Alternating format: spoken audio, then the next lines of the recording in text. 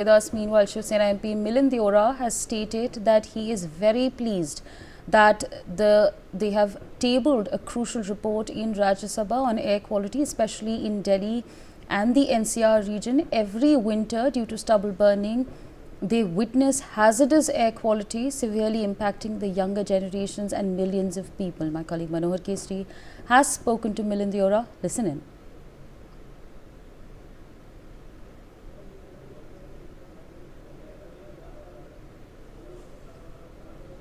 हमारे साथ बातचीत करने के लिए मिलिंद देवड़ा जी हैं। मिलिंद जी, आज आपने दिल्ली के एयर क्वालिटी को लेकर के रिपोर्ट रखी है। रिपोर्ट में क्या कुछ है?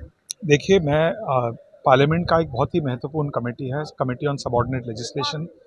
उस कमेटी का मैं चेयरमैन हूं और इसमें सभी माननीय एमपीज़ है जो सभी पार्टियों के हैं। एक बाई पार्टिजन ग्रुप है और हमने जो पहले कमेटी को रिकॉन्स्टिट्यूट करने के तुरंत बाद सबसे पहले जो टॉपिक हमने रेज़ किया और एग्जामिन किया वो दिल्ली में एयर क्वालिटी को किस प्रकार से हम सुधारें, स्टबल बर्निंग को किस प्रकार से हम रोकें, खास करके पंजाब हरियाणा में। उस पर हमने काफ़ी स्टडी की। मैं सभी माननीय सांसदों को धन्यवाद देता हूं और हमने आज एक रिपोर्ट टेबल किया पार्लियामेंट में। मुझे यकीन है कि सरकार इस रिपोर्ट में जो अच्छे जो सजेशंस हैं, सकारात्मक सजेशंस हैं, उन्हें अपनाएंगे, अडॉप्ट करेंगे। बेसिकली 2-3 पॉइंट्स हैं इसमें से। एक, जो फार्मर्स, जो किसान हैं, जो नियमों का पालन कर रहे हैं, रूल्स की पालन कर रहे हैं, उनको हमें इंसेंटिव देना चाहिए, उनको मदद करना चाहिए। इसके साथ साथ एक जो committee on air quality management है, इसमें बहुत सारे मंत्रालय, स्टेट गवर्नमेंट्स के अधिकारी बैठते हैं, चर्चा करते हैं, खास करके विंटर के समय। उनमें से एक कमेटी में हेल्थ मंत्रालय के कुछ लोग नहीं हैं, तो हमने एक सजेशन दिया कि हेल्थ को भी इन्वॉल्व करना चाहिए, क्योंकि एयर पोल्यूशन का सबसे ज़्यादा असर लोगों के हेल्थ पे होता है, खास करके बच्चों पे, जिससे मोर्टेलिटी बढ़ता है, बहुत लोगों की मृत्यु होती है, रेस्पिरेटरी इलनेसेस बढ़ती है। तो ऐसे सजेशन हमने दिए। इसके साथ साथ तो मैं मानता हूँ कि सबसे महत्वपूर्ण सजेशन है कि स्टबल बर्निंग को रोकने के लिए किसानों के लिए एक स्टबल का एक मिनिमम सपोर्ट प्राइस होना चाहिए। वो अभी नहीं है।